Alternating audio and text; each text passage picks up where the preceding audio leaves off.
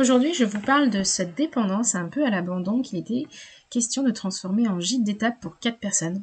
Donc voilà, on avait des combles et 20 mètres carrés au sol. Donc on commence par faire les mesures. Sur plan, ça donne ça. On a un gros mur porteur au milieu. Donc on commence quand même par prendre en compte l'isolation intérieure.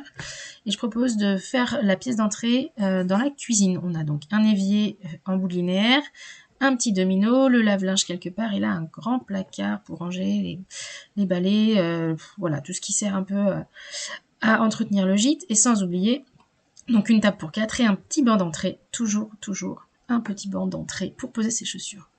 Là, dans l'autre pièce, on place les toilettes dans un coin.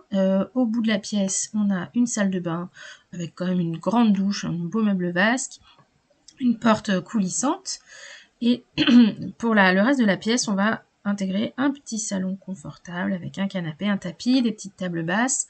Et en face, on place enfin l'échelle de meunier. Donc c'est une échelle même à pas japonais ici parce qu'elle est quand même très raide pour monter à l'étage. Et en dessous, on peut penser à un petit meuble, une petite banquette pour un salon confortable. Donc là-haut, on a la meilleure hauteur au centre de la pièce, donc l'échelle débouche ici, donc on arrive debout, c'est ça qui est sympa. On a un premier lit double voilà, sur la droite et un petit lit simple à côté pour un couchage d'appoint si on est 4, si on voyage avec des enfants.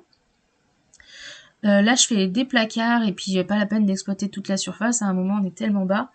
Je propose un lit gigogne. Voilà, si on part à 4, comme ça, on a un dortoir assez complet. Donc, en couple, ça donne quoi? On tient debout au milieu de la pièce, on accède aux lits qui sont un petit peu dans les pentes, et voilà le résultat.